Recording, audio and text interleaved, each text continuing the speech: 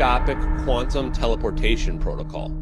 The idea that we could just tunnel straight through space-time and then just appear somewhere else. How they do this using 3 ODVs, orbiting drone vehicles. They would orbit around a cylindrical shaped craft and then poof, teleport it to a different location. And for me, when I heard that, I went, okay, that sounds really, really familiar, like a little too familiar. I'll let you guys judge here yourself. So my opinion on this, I don't really know exactly what's going on here, but somebody's stealing information from somebody. I don't know if we're all stealing it from the aliens or if the Air Force was stealing it from these guys. And I went ahead and superimposed what you guys may recognize as the MH370 videos behind it. Once again, this is the Gorgon Stare Wide Area Motion Imagery video. In the bottom left, you can see the coordinates. That's MH370, the missing airliner. The satellite that we see in the bottom left, NROL-22, is actually a relay satellite. And what we see at these small scales is that the electrons, even though it doesn't have enough kinetic energy, it will somehow get past the barrier. Even though it doesn't have the kinetic energy to hop the barrier. How does that happen? We call it quantum tunneling. So if we were to scale that up to the large scale, to the macroscopic scale, the analogy would be, what are we tunneling through as a human being or an airplane, as we saw? The answer is we're tunneling through space-time. The science behind this is fascinating, and the experiments that they've used to prove its capability are absolutely mind-blowing. They have developed the ability to do this. They just claim it's only possible so far on a much smaller scale. But here's how it works. They create 2 quantum entangled locations, represented here by System A and System B. Those locations being quantum entangled basically means that whatever happens to one location, the same thing happens at the other, near instantly. So at location A, they scan the plane atom by atom, including everything on board. That would be the reason for the drones circling around the plane. They're taking measurements and compiling data. Then they simply send that data at the speed of light to the second location, location B. Then the entangled atoms take on the exact quantum states from the original. The plane appears in location B and disappears from location A. But don't think of it as like copy and paste. Think of it as cut and paste. The original plane no longer exists. A new plane with all of its components, including all the passengers, has literally been recreated in a different location with all that data that was collected by those drones circling it. So basically, you would destroy every atom in that plane. Then you would send that quantum information at the speed of light to the other location. And there, using that quantum information, it would completely rebuild the entire structure of the plane inside and out using entangled atoms. And according to the speed of light, if they had sent this 8,000 miles away, it would have happened in about 0.4 seconds. Now tell me this isn't some fallen angel technology. Good evening, this is Luke Thomas Holmquist here at the Earthquake Forecast Center, quakeprediction.com. It's 6:30 in the evening on Wednesday, November 5th, 2025. We have a warning for the San Francisco Bay. Let's get to that right away.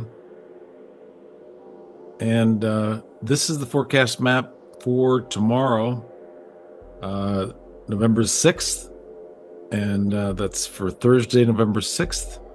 And we're thinking this large major earthquake will hit in the San Francisco Bay on the 7th, which is on Friday, either the 7th or the 8th, which is Friday or Saturday. That's the most likely time. The forecast window is from right now the 5th through the 11th. Let's take a look at this. This is the map for tomorrow, but let's take a quick look at the forecast map right here for the 4th through the 11th. That's more of a general forecast, but it shows a very, very high risk area right in the San Francisco Bay. Here's another forecast model. This one has been the most dependable over the years. Now 21 years of earthquake research here at quakeprediction.com, 335,000 followers on social media. This forecast model has been the best over the years, and this one is showing a very strong area of electromagnetic disturbance, and this is the area that we're expecting that major earthquake to occur, is in the San Francisco Bay. And here's as it's building tomorrow, it builds to this on the 7th to the 8th, but it could hit any time between now and the 11th, most likely on November 7th and 8th. Here's the map for the 4th through the 11th, and here's the map for the November 5th through the 11th. And you can see the risk has moved in general from eastern San Francisco Bay to all of the San Francisco Bay. The risk has crossed all of the San Francisco Bay now from the 5th of November through the 11th. Here's the graph of risk. This, when it peaked on the 25th, there was a 3.9 earthquake hit in Nevada. And this is the risk level here on the 7th into the 8th. Again, this quake could hit any time between right now, the 5th and the 11th, most likely to hit on the 7th, November 7th or November 8th. Again, here's the risk building to boom on November 7th and 8th. Look for a strong earthquake. Please warn your friends and family. Looking for a major earthquake to hit the San Francisco Bay on November 7th and 8th. And again, this is our best forecast model over the many years. This is the best model, and it shows a massive area of earthquake risk right in the San Francisco Bay. This is a new forecast model that we're working on, but it is shows very good promise, and we'll use this forecast model along with this one. Again, this is Luke Thomas Holmquist here at the Earthquake Forecast Center. 21 years of earthquake research and experience, 335,000 followers. That keeps going up every minute. But please warn your friends and family. This is a very strong pulse, a strong tangle in the magnetosphere over the San Francisco Bay between now and the 11th of November, most likely to hit on November 7th, late on November 7th, or early on November 8th. Again, Luke Thomas Holmquist here, QuakePrediction.com. Please check our website, QuakePrediction.com, for more details and maps. Thank you, and please stay safe. I just came across this and wanted to give everybody a heads up. I know we've got some viewers that live in California. I've talked to several of y'all in the comments and on our old Discord server. But if I were y'all, I'd be trying to get out of there while I still could. I don't know anything about checking seismic readings, but with the way all these natural disasters here lately have just been breaking record after record and hitting metrics that we've never even heard of, I'd certainly take this warning to heart. And you know the powers that be are not going to let a good disaster go to waste. If they have a way to just up the intensity of this thing to create more devastation, then that's just more area they get to seize and then convert to smart cities down the road. I just hope that the people living in these areas have a heads up. As bad as this looks, I hadn't heard anything about this until I come across this video this morning. No one seems to be warning anyone. And the western coast of Mexico had a 4.8 magnitude earthquake this morning, and it looks like it's just warming up. Hey, don't forget to hit like and subscribe if you haven't already, and don't forget to drop your theories and your comments in the comment section down below.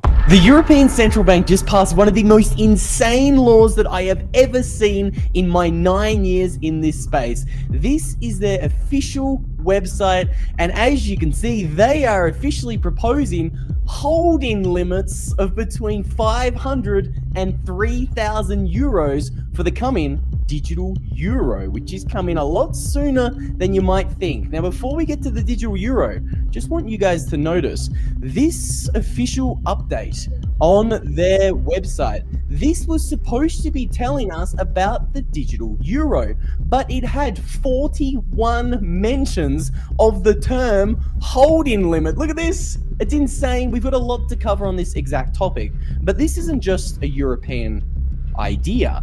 We made a video a while ago looking at the Bank of England's proposal to ram through 20,000 holding limits on the digital pound. So why are we seeing similar laws rolled out in the UK and Europe? My guess is that this is going to spread all around the world. So they're going to digitize everything, essentially making cash completely worthless. Then they're going to put a cap on how much of it you can keep in your account. This is insane. Talk about stopping people from making progress. What if this goes into effect and you've got an account with a couple $100,000 in it? Do you just forfeit that money? You can't withdraw it and save it in cash. You won't be able to spend it on anything. They're literally making sure that no other millionaires are made, that us lesser than people don't rise above our class. They're literally stopping people from being able to wisely save for the future or plan for their retirement or put money back so they can build up a down payment for a new home. And I haven't even heard anyone warning about this, and I watch this stuff constantly. I just wonder what other ridiculous laws they're about to impose on their citizens. This is already spiraling out of control, and they haven't even fully implemented the digital ID yet. This doesn't even feel like reality anymore. These shadow governments trying to control everything are a plague on humanity. Scientists just figured out how to reverse aging with AI, and this is a massive breakthrough. We can now reprogram any human cell back to age 20. Heart cells, skin cells, brain cells, all reset to their biological prime. But here's the wildest part. The technology to do this has existed since 2012. It won the Nobel Prize. But the real breakthrough wasn't possible until this year, when they supercharged it with AI. It's a wild story. So in 2006, scientists discovered Yamanaka factors. They're proteins that can basically convert any normal cell into a universal stem cell. Now, this discovery was a huge deal because these stem cells are basically like magic healers. If you have torn muscle tissue, you can inject these stem cells into the area and they will turn into the youthful muscle cells that you need. So Yamanaka factors were an insane breakthrough because they allowed any human to turn any cell you already have into a magic healer. But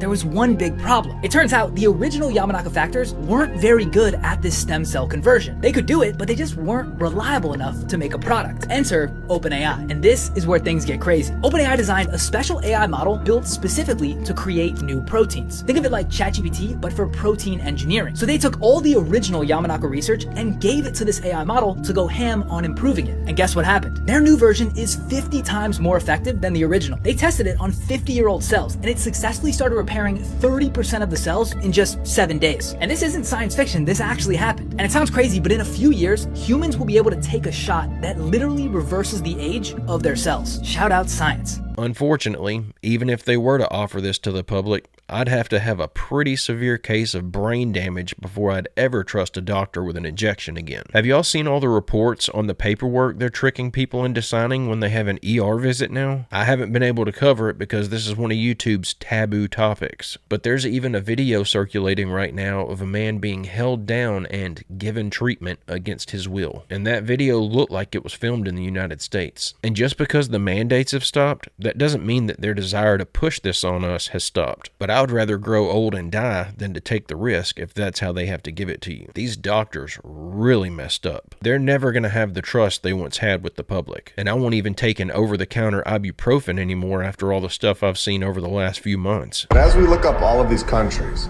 we see the big ones. And then we see Caucasia.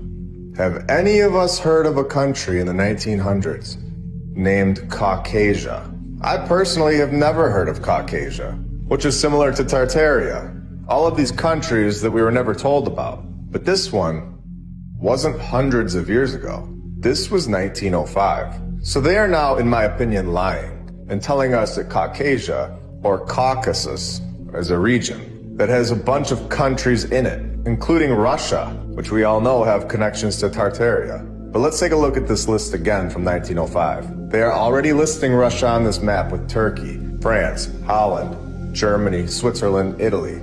All of these are countries. They are not regions. I'll say it again. These are countries. Why would they then throw a region in there randomly? That doesn't make any sense. I think we are finding, in my opinion, that there is more land that we aren't being told about that was here in the 1900s. What's really interesting is how we use the word Caucasian as a placeholder for the white population. Trying to research the reasoning behind that, they are clearly lying about how it became used for what it's being used for today. They claim that the word originated from some German anthropologist back in 1775 named Johann Friedrich Blumenbach. He originally used the term to describe several different races of people from several different areas: Europe, parts of the Middle East, North Africa, and South Asia. And reading the official explanation for how that word that originally described multiple races coming from multiple areas has suddenly shifted to only mean white people, as you're reading it, it literally sounds like whoever wrote it was just making it up as they went along. It doesn't make any sense at all. Like most things they want you to just dismiss without putting any thought into it, they blame the whole thing on racism. So I think this guy may be onto something here. Maybe this is where most white people came from. It sounds crazy, but it'd make a great deal more sense than the explanation they're trying to feed us now. But I'm going to have to keep digging into this one. It sounds like he discovered another country that lost some war and just had their entire existence erased. What do y'all think?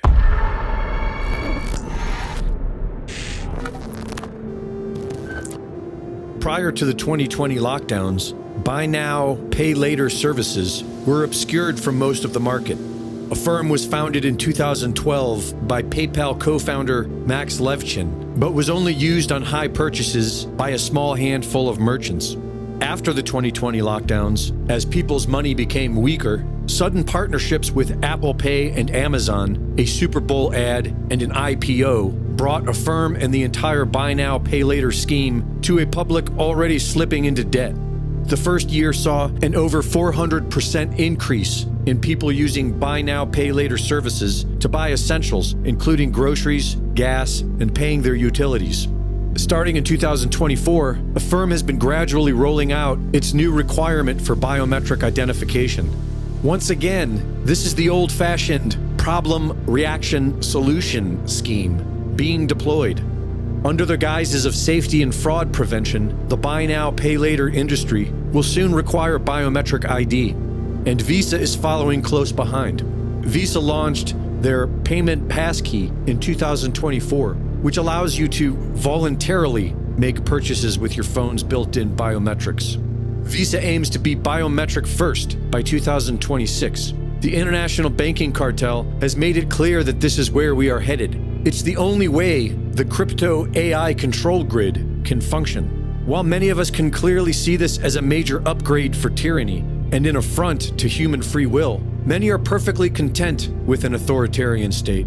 The 2020 lockdowns seemed to have reinforced this. Tyranny and authoritarianism doesn't always look like what we think it looks like. They can go the 1984 jackbooted thugs with the boot on the face sort of tyranny, or they can go the Aldous Huxley Brave New Worlds, drugging people with soma and making them love their servitude kind of a tyranny. And either one is bad, but at the very least, when you have the 1984 police state, Big Brother kind of police state, at the very least, people know that there is a tyrant and they know that the boot is on their face. I think there probably is a point at which you've invested your identity so much in a certain political propaganda line that it would be very difficult for you to come back from it, which is why I think the COVID conversation basically disappeared so quickly, because so many people probably understood intuitively they'd been had, but no one wants to talk about it. An FAA waiver issued last March made it legal for government agencies and local police to operate drones beyond a visual line of sight and over large crowds of people here in the U.S. And since then, California company Skydio is now deploying its quadcopter drones in just about every major U.S. city. These drones have thermal imaging cameras. They're operated without a human user, and they have been deployed by Israel since October 2023 to track, trace, and tens of thousands of non-combatant. The very same drones used by the U.S. Department of War to surveil its enemies are now being launched every day in most major U.S. cities to track and trace every individual.